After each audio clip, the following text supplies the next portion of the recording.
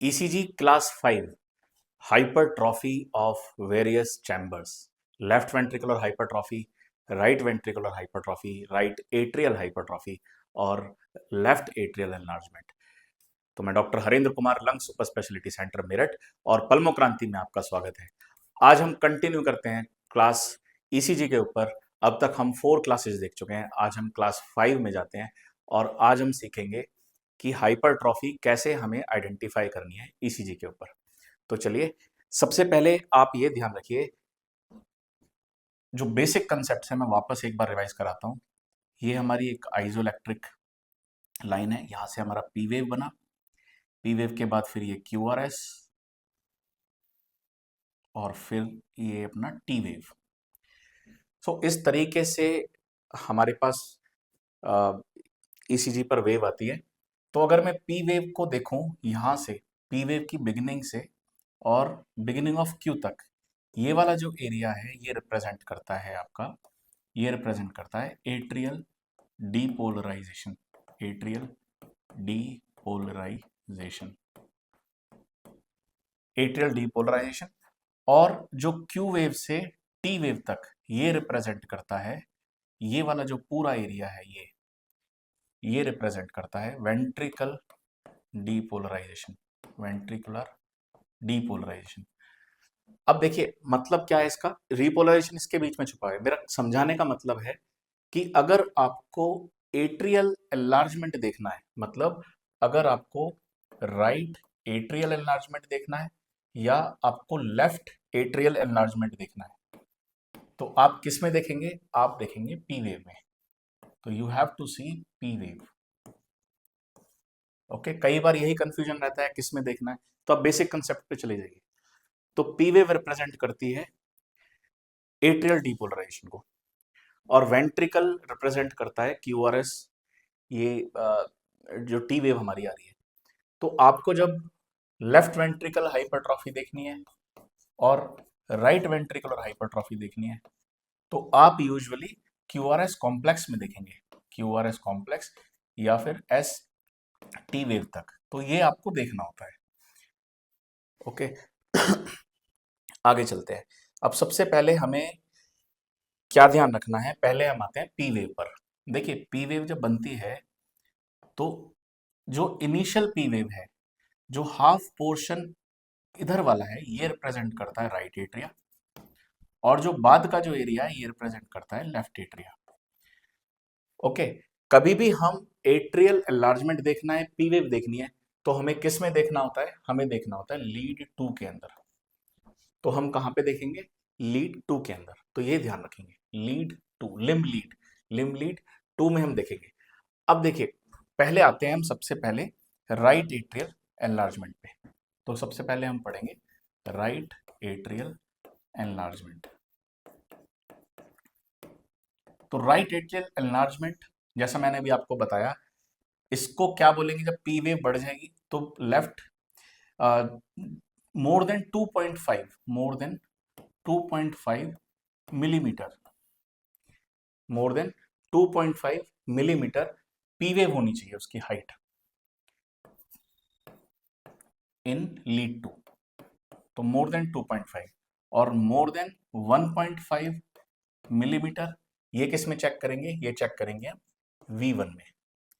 तो P wave अगर more then 1.5 इन V1 और लीड 2 के अंदर मोर देन 2.5, तो हम कहेंगे राइट एट्रियल एनलार्जमेंट। और इसको क्या बोलते हैं? हम बोलते हैं पी पल्मोनेल, पी पल्मोनेल। क्योंकि राइट एट्रिया का एनलार्जमेंट हो रहा है, तो हमारी जो पी वेव है वो नॉर्मली जो ऐसे दिख रही है, वो फिर हमें ऐसे दिखाई देगी, टॉल दिखाई देगी। अब एट्रिया का एनलार्जमेंट कब होगा? जब एट्रिया को ज्यादा काम करना पड़ेगा। तो एट्रिया को ज्यादा काम कम कब करना पड़ेगा? तो उस कंडीशन में क्या होता है, आपने पूरा डायग्राम मैंने पहले की वीडियोस में बताया है। मोस्टली जब कंजेनाइटल हार्ट डिजीज होता है पल्मोनरी वेल्व स्टेनोसिस के अंदर, तो पहला रीजन आ जाता है पल्मोनरी स्टेनोसिस के अंदर, पल्मोनरी वेल्व का स्टेनोसिस हो जाना, जो कंजेनाइटल हार्ट डिजीज में आता है। तो पहला कॉज हो गया आपका ये। दूसरा, राइट एट्रियल एनलार्जमेंट हमें किस में देखने को मिलेगा? हमें देखने को मिलेगा सीओपीडी के अंदर, सीओपीडी के अंदर। और हमें देखने को मिलेगा acute pulmonary embolism, acute pulmonary embolism. तो ये इंपॉर्टेंट कॉजेज हैं जिसमें हमें राइट एट्रियल एनलार्जमेंट देखने को मिलता है। तो मैं वापस रिवाइज करा देता हूँ। लीड 2 के अंदर मोर देन 2.5 मिलीमीटर आपको ये कैलकुलेट करना है, काउंट करना है, तो टॉल हो जाएगा, उसको हम पी पल्मोनल बोलते हैं। लीड V1 के अंदर आर वेव अगर मोर देन 1.5 है तो that is the P wave enlarge हो चुकी है, उसको हम राइट एट्रियल एनलार्जमेंट बोलते हैं and these are the causes. अब हम आते हैं लेफ्ट एट्रियल एनलार्जमेंट पर। लेफ्ट एट्रियल एनलार्जमेंट, अब जैसा कि मैंने आपको अभी बताया था कि left atrial enlargement P wave जो हमारी दिख रही थी, जो इनिशियल पोर्शन था that was the right atria, और जो बाद का पोर्शन था that was the left atria. तो जब भी लेफ्ट एट्रिया एनलार्ज करेगा तो इनिशियल पी वेव तो ऐसे कैसी रहेगी, लेकिन वो नीचे जाने की बजाय वो फिर ऐसे चली जाती है। तो यहाँ पे आपको बाई फेजिक वेव दिखाई देगी। तो यहाँ पे क्या दिखाई देगा, by phasic wave, by phasic wave. ये भी आपको किस में चेक करना है, ये भी आपको लीड 2 के अंदर चेक करना है। तो ये डिस्टेंस जो होगा ये होगा मोर देन 2.5 मिलीमीटर। तो ये डिस्टेंस कितना होगा, मोर देन 2.5 मिलीमीटर। ओके, ये ध्यान रखना है। दूसरा, पी वेव इसके अंदर, P wave becomes more negative, P wave बहुत ज्यादा नेगेटिव हो जाएगी, P wave becomes more negative इन V1। तो V1 के अंदर पी वेव ज्यादा नेगेटिव हो जाएगी, कितना, more than 1 millimetre, more than 1 millimetre. तो ये दोनों क्राइटेरिया आपको याद रखने हैं। लीड 2 के अंदर मोर देन 2.5 मिलीमीटर हो जाएगा ये डिस्टेंस, आप देख सकते हैं बाईफेजिक वेव है, और P wave becomes more negative इन V1। तो ये हो गया आपका लेफ्ट एट्रियल एनलार्जमेंट। तो लेफ्ट एट्रियल एनलार्जमेंट के कॉजेज क्या क्या हो जाएंगे, तो कॉजेज में आपका आ गया सिस्टमिक हाइपरटेंशन, अगर किसी का बीपी बढ़ा हुआ है, क्योंकि लेफ्ट एट्रिया से वेंट्रिकल में जाता है ब्लड, वेंट्रिकल से आयोटा के अंदर जाता है, तो अगर सिस्टमिक हाइपरटेंशन होगा तो आफ्टर लोड बढ़ जाएगा, तो उस कंडीशन में एट्रिया का एनलार्जमेंट हो जाता है। दूसरा, सीएडी कोरोनरी आर्टरी डिजीज में हमें देखने को मिलता है। तीसरा, कार्डियोमायोपैथी, कोई भी कार्डियोमायोपैथी है ऑफ एनी कॉज, तो उस सब के अंदर हमें लेफ्ट एट्रियल एनलार्जमेंट देखने को मिलता है।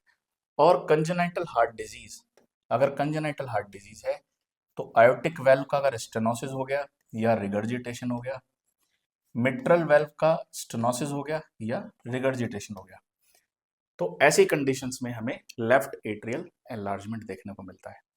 तो हमने दो चीज कर ली, हमने लेफ्ट एट्रियल एनलार्जमेंट देख लिया, हमने राइट एट्रियल एनलार्जमेंट देख लिया। अब हम करेंगे राइट वेंट्रिकुलर हाइपरट्रॉफी। तो राइट वेंट्रिकुलर हाइपरट्रॉफी, आप एक चीज ध्यान रखिए, जब भी हम चेस्ट लीड्स देखते हैं तो V1 से V6 तक जब हम देखते हैं तो lead become negative to positive. Okay, तो V1 में सारी वेव्स, मोस्टली वेव्स नेगेटिव रहती हैं। V2 के अंदर negative is more prominent. V3 और V4 में ट्रांजिशन फेज आता है, मतलब V3 के अंदर ऑलमोस्ट इक्वल हो जाएगा, और V4 के अंदर आपको आर वेव ज्यादा प्रोमिनेंट दिखाई देगी, और V5 V6 में नेगेटिव वेव्स कम दिखाई देती हैं। तो जो ट्रांजिशन है नेगेटिव टू पॉजिटिव, ये आपको ध्यान रखना है। तो राइट वेंट्रिकुलर हाइपरट्रॉफी में, राइट वेंट्रिकुलर हाइपरट्रॉफी में आपको लीड V1 चेक करनी है। तो लीड V1 में आर वेव, आर वेव अगर मोर देन एस वेव है तो आप सस्पेक्ट कर सकते हैं राइट वेंट्रिकुलर हाइपरट्रॉफी, तो आप सस्पेक्ट कर सकते हैं राइट वेंट्रिकुलर हाइपरट्रॉफी।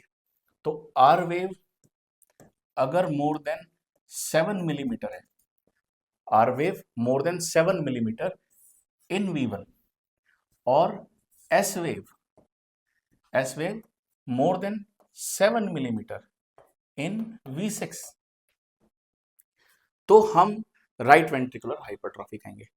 और अगर इन दोनों को ऐड करें, R wave plus S wave more than 10 millimetre, तो मोर देन 10 मिलीमीटर, तो इसको हम बोलेंगे राइट वेंट्रिकुलर हाइपरट्रॉफी। और ये किस कंडीशन में होता है, ये होता है हमारा सीवियर पल्मोनरी डिजीज के अंदर, severe pulmonary disease, pulmonary hypertension. तो राइट वेंट्रिकुलर हाइपरट्रॉफी आपको सीवियर पल्मोनरी हाइपरटेंशन में दिखाई देती है। अगर लंग डिजीज है तो हमें आरवीएच देखने को मिलता है। पल्मोनरी एम्बोलिज्म में हमें देखने को मिलता है, पल्मोनरी एम्बोलिज्म के अंदर। So that is the criteria of right ventricular hypertrophy. अब हम लास्ट आते हैं लेफ्ट वेंट्रिकुलर हाइपरट्रॉफी। अब हम लास्ट आते हैं लेफ्ट वेंट्रिकुलर हाइपरट्रॉफी। तो लेफ्ट वेंट्रिकुलर हाइपरट्रॉफी आपको क्या देखना है? आपको देखना है आर वेव। आर वेव किस में देखेंगे? V5 और V6। V5 और V6 ये होना चाहिए मोर देन 25 मिलीमीटर। या फिर अगर हम आर वेव देखें इन V5 और V6 प्लस अगर एस वेव देखें इन V1, ये होना चाहिए मोर देन 35 मिलीमीटर। तब हम कह सकते हैं कि लेफ्ट वेंट्रिकुलर हाइपरट्रॉफी है। या फिर हम एवीएल देखें, अगर एवीएल के अंदर आर वेव, अगर एवीएल के अंदर R wave more than 11 millimetre है तो ये डायरेक्टली इंडिकेट करता है लेफ्ट वेंट्रिकुलर हाइपरट्रॉफी के लिए। तो ये डायरेक्टली इंडिकेट करेगा लेफ्ट वेंट्रिकुलर हाइपरट्रॉफी। तो लेफ्ट वेंट्रिकुलर हाइपरट्रॉफी हमें किस में देखने को मिलेगा? सेम हमें हाइपरटेंशन, सिस्टमिक हाइपरटेंशन। तो सिस्टमिक हाइपरटेंशन है, हमें उसमें देखने को मिलेगा क्योंकि लेफ्ट वेंट्रिकल को ज़्यादा काम करना पड़ रहा है। और आयोटिक स्टेनोसिस के अंदर, आयोटिक स्टेनोसिस के अंदर हमें ये ज़्यादा देखने को मिलता है। So that's the left ventricular hypertrophy. So I think आपको हाइपरट्रॉफी समझ में आया होगा कि किस तरीके से हम लोग ईसीजी पर लेफ्ट एट्रियल और वेंट्रिकुलर एनलार्जमेंट देखते हैं, राइट हार्ट का भी एट्रियल और वेंट्रिकुलर एनलार्जमेंट देखते हैं, और किस लीड में हमें चेक करना है, क्या उसका क्राइटेरिया है। तो आप इसे प्रैक्टिस करिए और मल्टीपल ईसीजीज आप देखेंगे तो ये बहुत आसान हो जाता है याद करना। आपकी आइज़ डायरेक्टली वहीं पे जाती हैं। और ईसीजी बहुत बेसिक चीज़ है, मस्ट है, थोड़ा डिफिकल्ट है बट आनी चाहिए। बिना ईसीजी के प्रैक्टिस पॉसिबल नहीं हो पाती है। ओके, तो ये थी ईसीजी क्लास 5। आप मेरे साथ इसी तरीके से बने रहिए।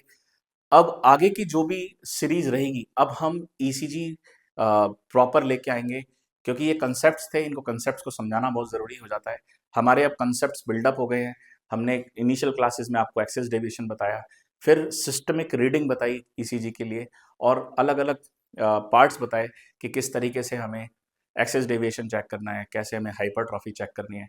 और आगे वाले सीरीज में डायरेक्टली हम डायग्नोसिस पर आएंगे, क्या हमें मायोकार्डियल इन्फार्क्शन कैसे देखना है, कार्डियोमायोपैथीज कैसे देखनी है, एवी ब्लॉक कैसे देखना है, हार्ट ब्लॉक कैसे देखना है, जितनी भी अरिथमियाज हैं हम उस पे आएंगे। ओके, सो ये इनिशियल क्लासेस थोड़ा सा कॉम्प्लिकेटेड हो जाती हैं और इनको समझना सबसे ज़्यादा जरूरी होता है।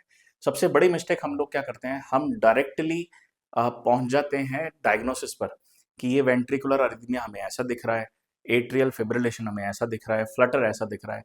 बट हमें बेसिक कंसेप्ट आने चाहिए कि पी वेव कहते किसको हैं, पी वेव का मतलब क्या है, वो कितने स्क्वायर पे जाती है।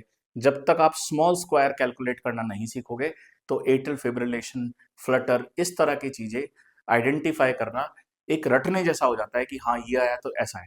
हमें ईसीजी को रटना नहीं है, हमें ईसीजी को समझना है ताकि हम आराम से डिफरेंशिएट कर सकें कि किस तरीके से हार्ट की डिजीज हमारे सामने आती हैं, क्या इमरजेंसी है और किस तरह का मैनेजमेंट हमें करना है। Being a pulmonologist, lung specialist के लिए सबसे ज़्यादा इंपॉर्टेंट एक्सरे है। बट क्योंकि हार्ट और लंग भाई भाई चलते हैं, आपको हार्ट का बिल्कुल आना चाहिए। बिना हार्ट ईसीजी जाने आप लंग्स को नहीं ठीक कर सकते। तो इस वजह से ईसीजी पे कमांड होना बहुत ज़्यादा ज़रूरी है। आप ईसीजी की सीरीज देखते रहिए और जो भी आपकी क्वेरीज है आप मुझे कमेंट में मैसेज कर सकते हैं। मैं कोशिश करूंगा कि आपके जो भी क्वेरीज हैं उसका रिप्लाई कर सकूं।